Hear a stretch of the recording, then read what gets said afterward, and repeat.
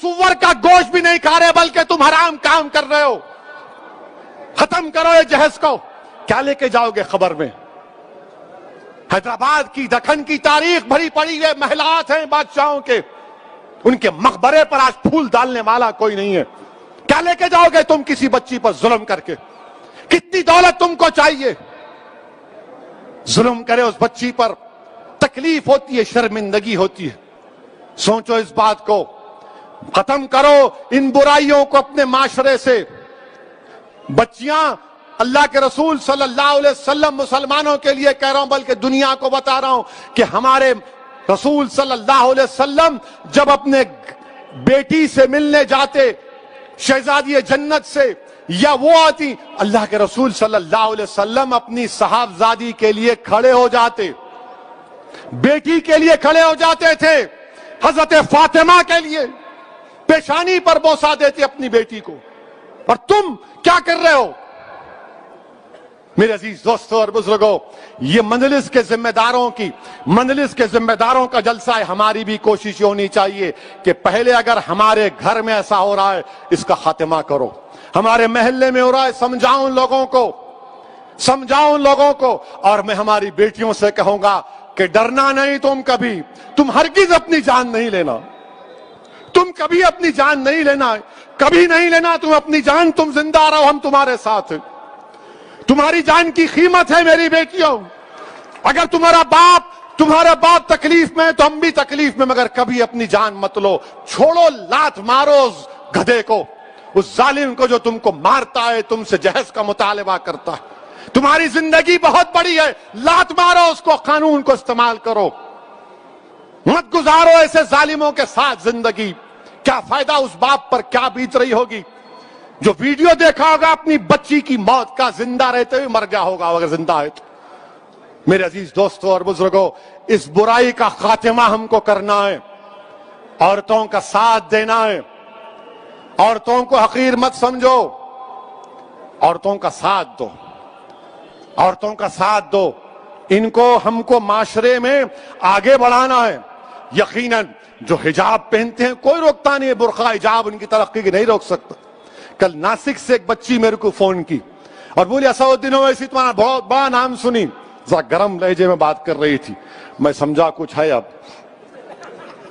میں اماں ریکارڈ تو نہیں کر رہے؟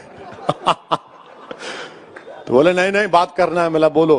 بولے میرے کو حیدرآباد کے ایروناٹیکل یا اسکول ہے، اس میں میرے کو پائلٹ کی ٹریننگ حاصل کرنا ہے.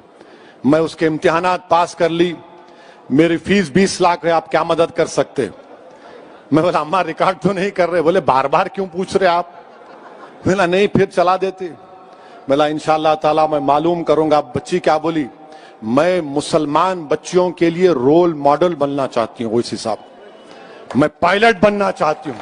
اور بنے حیدرآباد میں. حیدرآباد سے بھی ہمارے ایک اردو اخبار کے سیاست کے ذمہ داروں نے ایک بچی کو ٹریننگ دلائی تھی، وہ پائلٹ بنی. بولی میرے کو پائلٹ بننا ہے اسدالدین اویسی صاحب، میں رول ماڈل بننا چاہ رہی ہوں. میں سلام کرتا ہوں ان بچوں کے اسپرٹ کو. اگر آپ کو اللہ نے بیٹی دی تو بیٹے سے زیادہ اس کو قابل بناؤ، بیٹے سے زیادہ اس کو علم دلاؤ.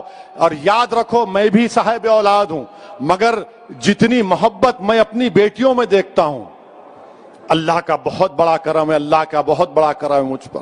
میرے عزیز دوستوں اور بزرگوں، یہ بات کہنا ضروری سمجھتا تھا، اسی لیے آپ کے سامنے رکھ رہا ہوں. اچھا، اب ایک اور اہم بات، انشاءاللہ تعالی 1 بجے سے پہلے بات کو ختم کر لوں گا.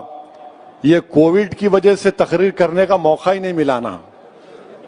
دارالسلام میں جلسہ نہیں ہوا، وہ رحمت اللہ عالمین کا جلسہ صلی اللہ علیہ وسلم کا اوپر ہوا. بہت سے ہمارے جلسے یہ بیماری کی وجہ سے، وائرس کی وجہ سے ذرا جلسے نہیں ہوئے. اپنے ہی گھر میں نہیں ہوئے، دوسری جگہ سب ہو رہے تھے، تو ذرا اپنے گھر میں ہو رہا ہے، ذرا دل کی بڑاس نکال رہا ہوں. میرے کو بھی خوشی ہو رہی. I am very happy to see all of you. آپ پورے یہاں پر دیکھ کر دل باغ باغ ہو رہا ہے. اللہ بہتر جانتا ہے. اس لیے میرے بھائی کہ دارالسلام میں کیا ہے نہیں معلوم. جب مرحوم قائد سالار ملت کو پہلی مرتبہ 2002 میں ہارٹ اٹیک ہوا اور سٹینٹ ڈالا گیا تھا قائد کو، اور کیر نامپلی میں قائد کا علاج ہوا. جب وہ گھر واپس جا رہے تھے 8-9 دن کے بعد, تو احمد پاشا قادری اس بات کے گواہ ہیں کہ سالار نے احمد پاشا قادری کو اور اکبر کو بلا کر کہا کہ میاں گھر جانے سے پہلے میرے کو دارالسلام لے کے جاؤ. میں 8-10 دن سے دارالسلام نہیں گیا, تو یہیں سالار کو سیڑھیوں پہ لائے تھے. کمزور تھے سالار بیماری کی وجہ سے, مگر جیسا دارالسلام میں جا کر بیٹھے, اتنا اللہ ان کو اتنا طبیعت اتنی اچھی کر دیا, حشاش بشاش ہو کر اپنے گھر کو گئے. تو ہمارے لیے یہ دارالسلام ہمارے لیے بڑی ایک عظمت کی جگہ ہے, ایک مبارک جگہ ہے. اور مجھے یقین ہے کہ نہیں معلوم میرے زندگی کا سفر کب ختم ہوگا, کس مقام پر ختم ہوگا, یا میری لاش بھی ملے گی یا نہیں ملے گی مجھے نہیں معلوم. اگر زندہ رہا اور یہاں سے گیا جسم کے ساتھ, تو انشاءاللہ تمہارے کندھوں پر ہی جاؤں گا, اور تمہاری دعائے مغفرت کا طلبگار ابھی بھی ہوں اور جب بھی رہوں گا. بہرحال میرے عزیز دوستوں اور بزرگوں, ایک بڑے عرصے کے بعد دارالسلام کی سرزمین پر یہ جلسہ ہو رہا ہے, اور الحمدللہ احیاء مجلس اتحاد المسلمین کا جلسہ ہو رہا ہے. میرے عزیز دوستوں, نریندر مودی کی حکومت نے ایک نیا قانون بنایا, IT رولز. یعنی اب آپ واٹس ایپ کرتے نا پورے, کتنے لوگ کرتے, ہاتھوں اٹھاؤ.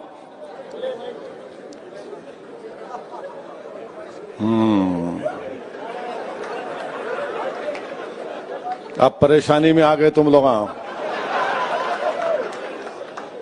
اب واٹس ایپ آپ جو کرتے نا, اب مثال کے طور پر ایک واٹس ایپ آپ کو کسی عرب ممالک سے آیا, اس میں لکھا ہوا ہے کہ ایک عرب کہہ رہا ہے حبیبی, مانے مودی کو کہہ رہا ہے حبیبی, 8 روپے کی چیز تو 80 میں بیچتا ہے.